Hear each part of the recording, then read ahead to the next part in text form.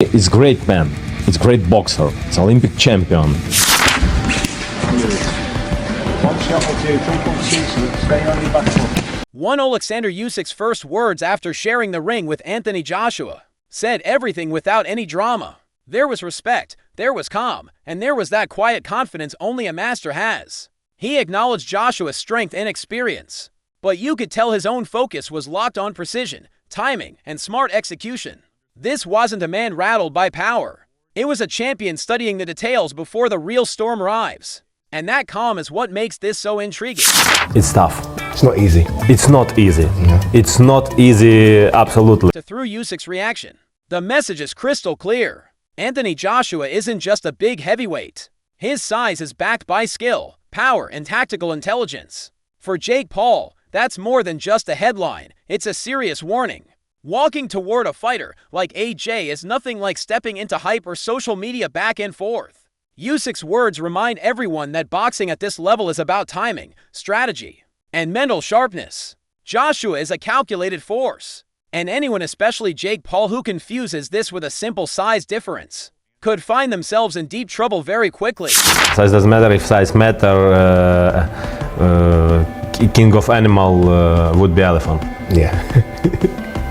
But if you wanna, you first your skill, your mind. When Anthony Joshua speaks about what happens inside the ropes, you hear rhythm, patience, and ring IQ. He talks about reading opponents, adjusting to them, and choosing the right moments to trade instead of throwing wild shots. For Jake Paul, that should sound like a loud alarm bell. Joshua's experience means every exchange is thought out, every counter has purpose. In a real fight, misreading his timing isn't just a small error, it's the kind of mistake that can turn around, or even a whole night in an instant. This is not just brute strength on display.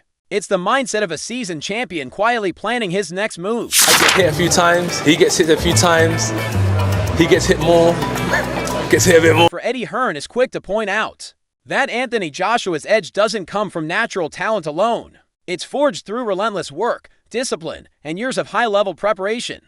That's the part Jake Paul cannot ignore. Facing a man who lives and breathes this sport every single day is a completely different challenge than any influencer-era matchup. Joshua's improvements are methodical footwork sharpened, combinations refined, defense tightened, turning him into a threat that goes far beyond simple knockout power. In camp, living in camp, training with him day in, day out. And it made a big difference in the fights. I think he knows that the way that he's going to improve is time in the gym and also 5 Derek Chisora zeros in on what sparring with someone like Joshua truly means. For AJ, it isn't about swinging wildly. It's about treating every session like a high-speed chess match. Every mistake becomes a note, every reaction a clue. That's where the danger lies for someone like Jake Paul. Underestimating Joshua's ability to study, adapt, and punish tiny errors is the kind of miscalculation that can flip a fight on its head. In this world, experience isn't a bonus, it's the difference between surviving and being completely taken apart. Tactically, very different. Sparring, you're there to learn. So the guy you knocked out in sparring, he's understand, okay, I did this silly move, that's how I got knocked out, so I'm gonna have to stop doing this silly. Lawrence Okolie highlights one of boxing's harshest but most important truths. Being knocked down isn't the end, it's part of the journey. The real test is how fast you reset, what you learn, and how you respond. Usyk's attitude after sparring Joshua reflects that same elite mentality. He absorbs the experience, adjusts his approach, and stays composed under pressure. That mental resilience, the ability to stay calm inside chaos, is what separates top-level champions from everyone else watching from the outside. That's what I think of the fight. Getting dropped, once again, it's not the end of the world. People get dropped in fights and still win them. Getting dropped in sparring is what it is. I mean, you just got to be able to dust off and kind of keep going. Tony Bellew points to the overwhelming mix of power and control Joshua brings when he steps into the ring against someone less experienced. A fighter like AJ often dictates everything, where the exchanges happen, when they happen, and how they end. Usyk's time sparring with Joshua gives a rare look at how AJ manages distance, tempo, and pressure. It shows why preparation and adaptability aren't just helpful at this level. They're absolutely essential to surviving the kind of high-speed, high-impact exchanges that define elite heavyweight boxing. If Anthony Joshua puts 10-ounce gloves on and gets in a boxing ring and Jake Paul is in the other corner, this won't last long. This will last as long as Josh wants. Sam Jones doesn't shy away from describing the danger in Joshua's punches. Sparring with that kind of power isn't about bravado. It's about understanding the reality of what's coming at you. For Usyk, those rounds are an opportunity to measure timing, distance, and defensive options against one of the most dangerous punchers in the division. Watching Joshua up close reinforces the need for respect, constant awareness, and detailed tactical planning whenever you share the ring with a fighter, capable of ending a contest with a single clean shot. We can all joke, but nobody wants any permanent damage to happen to Jake Paul. But if Anthony Joshua hits Jake Paul with the right hand he hit Francis Ngannou with, he could brown bread. When Joshua talks, you hear a fighter who is completely locked and focused, confident and determined to impose his will. Usyk's sparring session with him becomes more than just physical work. It turns into a live demonstration of intensity, strategic thought, and mental toughness. Understanding that mindset is just as important as preparing for the punches themselves. It shows the psychological edge that elite fighters carry into battle, an edge that can break an opponent long before the final bell rings. I'm gonna break his face, I'm gonna break his body up, I'm gonna stomp all over him. That's my mentality, right? That's a fighter's mentality, and I know what's in my heart, I know what's in my mind, and I'm here to compete. I'm here to prove myself that I'm the better fighter. Derek Chisora lays down a very direct expectation for Anthony Joshua. There is no space for a slow, drawn-out contest at this level. He's seen how Joshua can close the show decisively when technique and power come together, using past performances like against Francis Ngannou as examples of how quickly things can end. For Usyk, sparring Joshua is a real-time exam in adaptability, timing, and resilience. Watching how AJ asserts himself allows Usyk to assess pace, reactions, and defensive choices in a controlled setting. It's a lesson in efficiency, where true elites blend force with accuracy, and where every exchange teaches you how a champion processes pressure and stays clear-headed in the most intense moments. What you're doing? He has to smoke him in 3 rounds. The same way he did Ngannou. How many rounds was Ngannou? 2, second round. Exactly.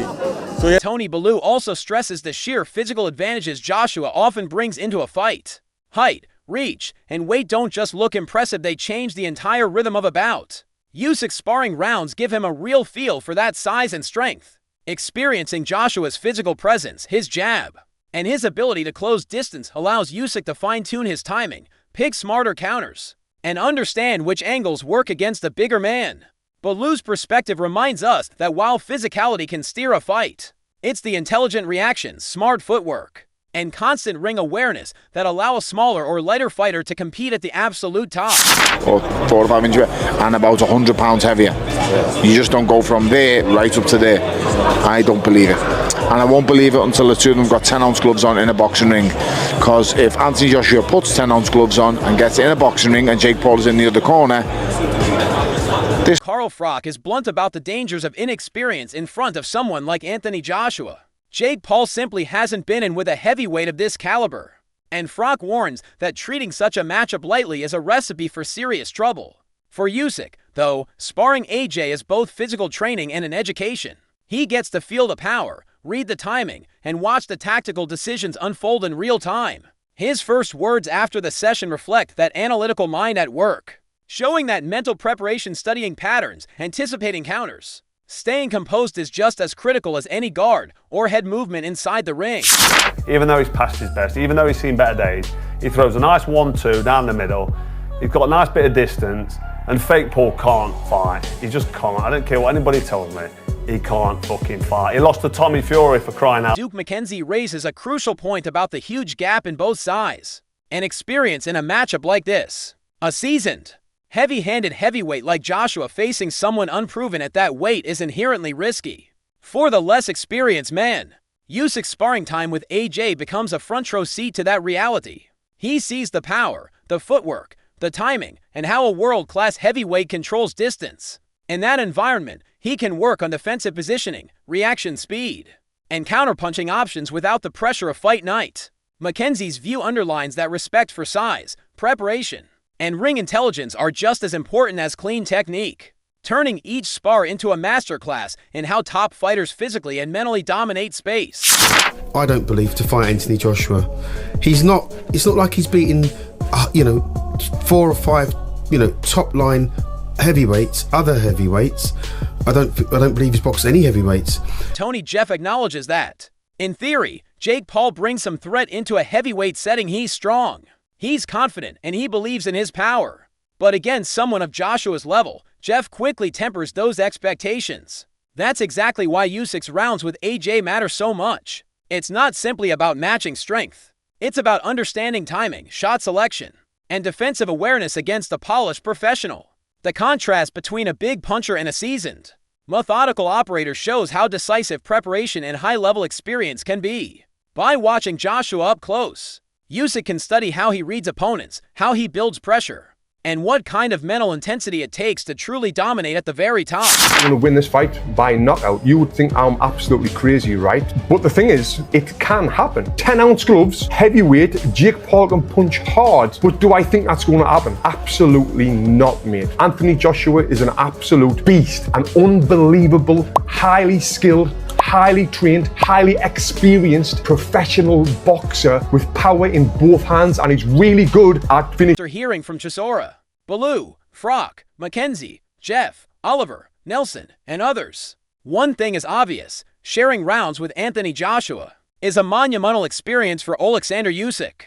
Every voice points not only to Joshua's power and experience, but also to the sharp mind, tactical awareness, and ring IQ required to operate at this level. Usyk's first words after sparring reveal a fighter who is calm, analytical, and ready to adjust, someone who uses every exchange to measure timing, distance, and defensive angles more precisely. For fans, this is a rare window into how champions prepare, how they test each other, and how mutual respect is earned between elite fighters. So now the question comes to you: can Usyk take what he's learned in these sessions and turn it into a flawless performance against Joshua? Or will AJ's size and power still be the deciding factor on fight night? Drop your predictions in the comments, hit like if you're excited for this clash, and make sure you subscribe for more exclusive breakdowns, reactions, and deep dive boxing analysis you won't want to miss.